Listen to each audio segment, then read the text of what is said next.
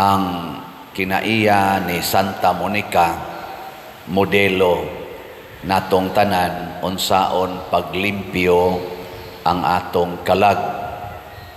Ang timailhan sa tao nga hugaw o kasing-kasing, hugaw sad na siyag binuhatan, ligay mong tupad ing na limpyo kag kasing-kasing.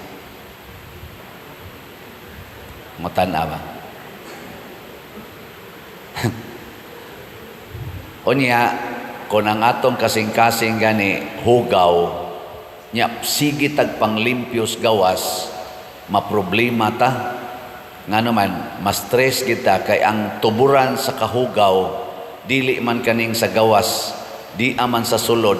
Sige bag, ana ba? Sige buga og hugaw, nya di ni mo limpyuhan, ang gawas ray imong limpyuhan. Mura kag nagsawd og tubig kanang ni agas ang imong atop pag-uwan, sige kag sawd diri silong, sige sag agas. So sulbara usa ang sinugdanan diin gagikan ang maong kahugaw.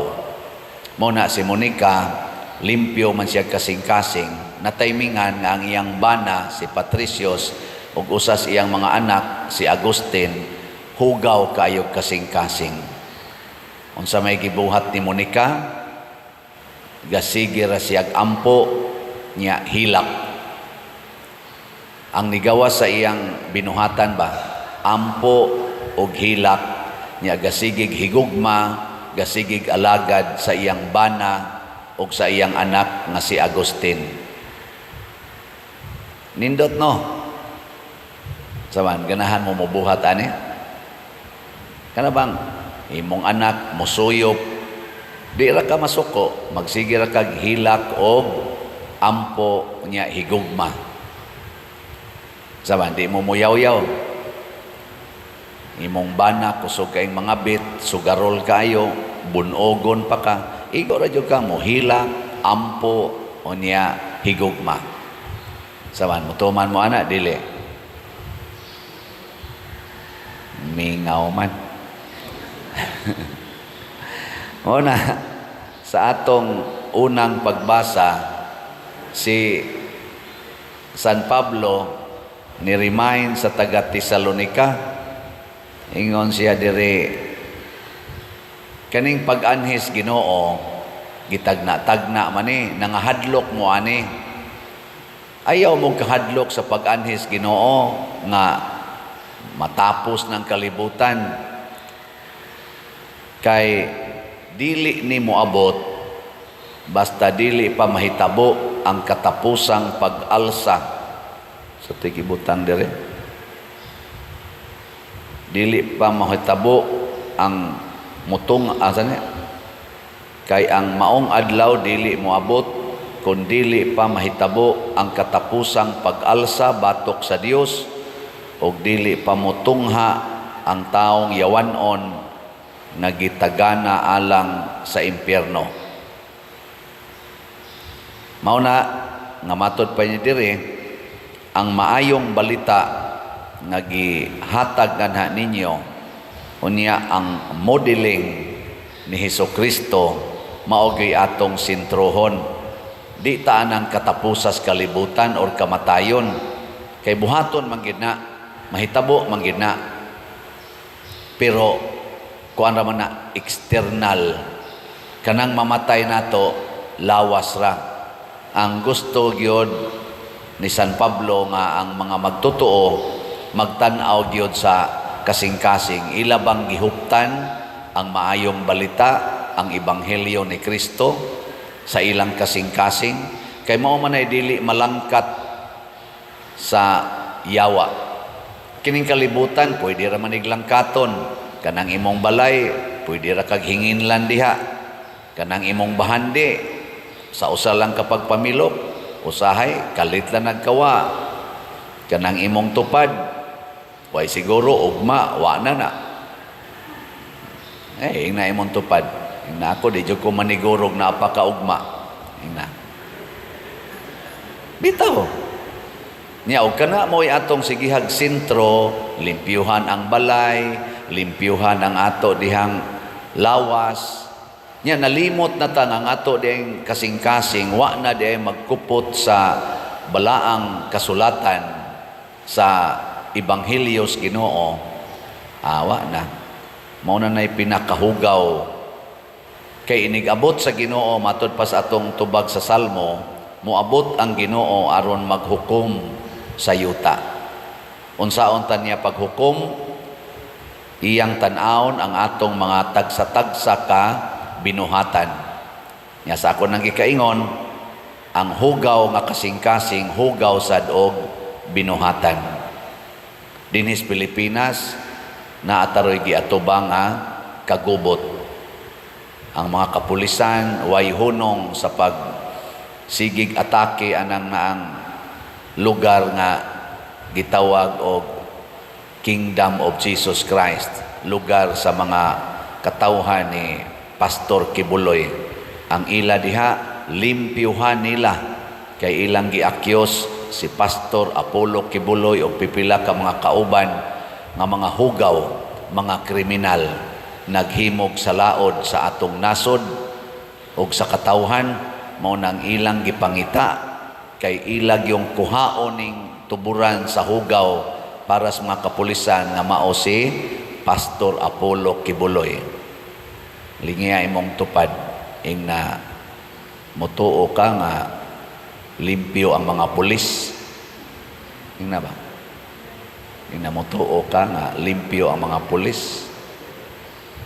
Kay kun manglimpyo ka sa kahugawan sa imong isig katao, nya ikaw sad nga naghimo ana numero 1 sa kang hugaw, ang resulta hugaw. Mao na ron ang resulta, mga civilians nangamatay, mga inosenteng mga tao nangatruma, karon na nag-antos na ang mga tao dito nga mga inosente, mga tao nga nagsunod sa pagtulunan sa Ginoo nga ilang gituhuan. Di ko moingong parihat ag pagtuo nila kay Katoliko man ta. Sila di man na sila Katoliko. Pero ang ako bang punto ba, ang ilang genuine nga pagtuo sama sa atong pagtuong Katoliko, kung moabot ang panahon nga di na sa tatuhuan o niya maghuna-huna na sa ning atong kapulisan o kaning atong mga leader sa nasod nga hugaw ang mga pari o niya atakiho na sa mi pangitaon mi kay ila ng prisohon or ila bakhang patyon niya kung di mi makitaan kamong nanimba dinhi maomoy sana bombahan anang tirgas kamo maoy pagawason sa inyong Pinoyanan, di na mo pasudlon. Unsa man na limpyo pa ng paagiha o hugaw? Ha? Kamo na lay hukom ana. Nya kung pulos hugaw ang maglinimpyuhay mo resulta ginas kagubot. Kagubot nga makaguba o makapatay sa hinimo sa Ginoo.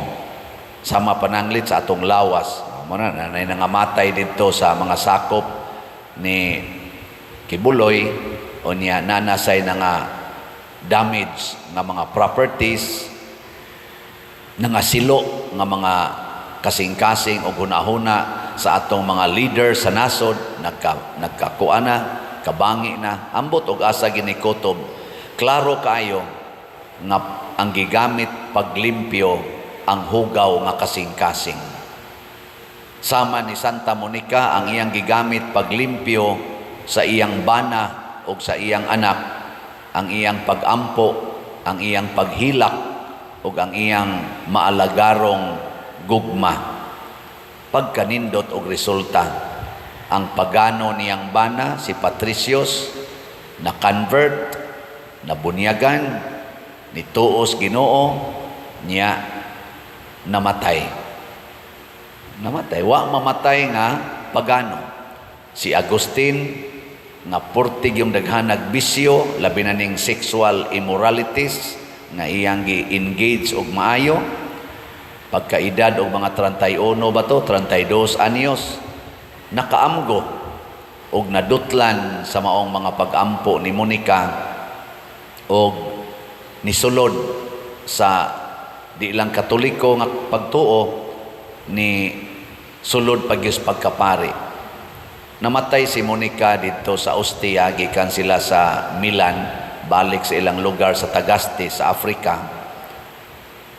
Nasakit, nahilantan ang iyang mama, kuyog sila ni Agustin o ang iyang brother ni Agustin. Si Monica nisulti ngadto ni Agustin og sa iyang igsoon nga pasagdi lang ko ninyong mamatay kaysa tinud-anay wala na ko'y gihuna-huna nga naa pa ko'y purpose aning kalibutana. Kaya ang akong number 1 nga pangandoy nga ikaw, Agustin, mahimo lang unta kang Catholic Christian. Katoliko ba? Sama sad sa iyang gituhuan. Kana ra gyud akong pangandoy, pero karon nahibaw nako nga ikaw mo alagad pagyud sa Ginoo isip pare. Wala na ko'y pangayoon pas Ginoo. Masabot ana, wala na akong hahanapin pa. Gilingi ay mong tupad. Ingna naa pa kay gihanap-hanap. Orang imo bakang pananaw mo'y hanap-hanap na. Napa ba mo'y gipangita? Napa? Kung naapa tay gipangita, pasabot ana ang kasing-kasing nato dili limpyo. Si Monica kay limpyo man kay siya kasing-kasing sa dihang ni takod na ang kalimpyo ngadto siyang isig katao, labi na gid siyang anak. Kontento na kay siya. Gitawag to og perfect satisfaction ang iyang gibati. Karon siging pangita ang mga pulis ni Kibuloy hangtod na lang ato akong nabatian sa live news kaganiha. Ilan ang bombahan ang underground sa eskwelahan karon, magsugod bang klase karon. Ilang bombahan kay naa ako no dito'y bunker unsa na kanang murabag space ba dito slawom nga nakita silang detektor nga way agianan. Way agianan wa sila makita nga unsa sa na ilang detektor nga makadetek nga naa dito'y chamber unya di man kadetek og asang agianan. Ila kunong bombahan di mabungkag na astang eskwelahan, no? Unsa kay buhaton sa atong mga human rights advocates ani nga mga bata ma-deprive na, basig moingon sila nga mas importante ang purpose sa mga pulis kaysa purpose sa pag-educate o pag-take care sa mga bata. Posible sad, pero wa na mag-igo sa siging pangita sa hugaw. Pero murabag ikaw ba na kay balay, nangita ka sa hugaw sa imong balay, nya gubo nimo ang imong mga bungbong, ang imong mga salog, imong bombahan aron makita nimong hugaw. Sakto ka na.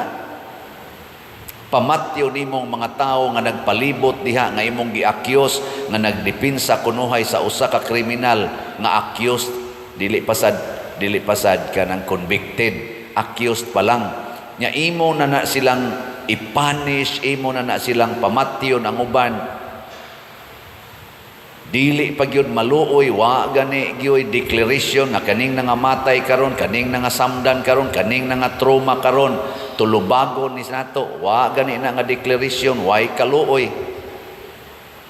Sakto ka na, mamalandong ka tayo.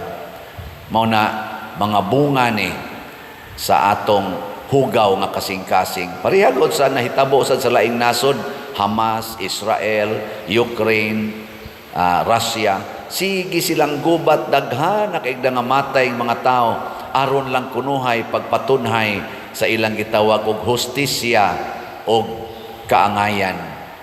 Pero sa ilang pagpatunhay sa hustisya kaangayan nangamatay ang mga inosente nga mga tao, mga civilians. Nangaguba ang mga infrastructures nga gihaguan aron mapuslanon sa katilingban, hasta mga balay nangaguba, eskwelahan, hospital nangaguba. Sakto pa kahani. Mao na ni ang bunga kun ang manglimpyo sa atong katilingban mga hugaw kasing-kasing. Nagikatapusan nga lingi ingna sugod karon limpyuhin na ng imong kasing-kasing. Sugod karon, limpyuhin na ng imong kasing-kasing. Kaya ang resulta, pareha sa atong mga santos, limpyo kasing-kasing, sa mas gibuhat ni Mother Teresa of Calcutta, ang mga bulingon og naong, mga bulingon og lawas, mga masakiton, hasta paganing gipangud ang lawas, gilimpyuhan ni Mother Teresa og sa iyang mga kauban, nangalimpyo ang lawas, nangalimpyo sad ang kasing-kasing. Si St. Francis of Assisi, nga limpyo kasing-kasing, nalimpyuhan niya ang mga taong na nag-away og nihari ang kalinaw.